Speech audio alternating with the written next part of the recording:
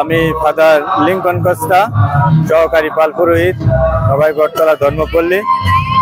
আজকে আমরা মহা সমারোহে উদযাপন করছি রক্ষাকারিণী মা মারিয়ার তীর্থ উৎসব।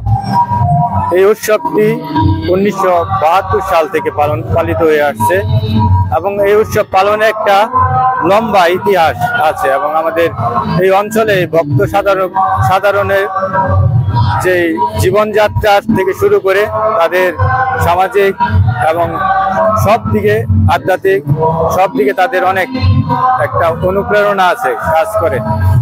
সেই ক্ষেত্রে এই তীর্থস্থানটি তীর্থ উৎসবটি দিন দিন এর পরিধি ব্যাপক হারে বৃদ্ধি পাচ্ছে এবং প্রচুর প্রতি বছর অনেক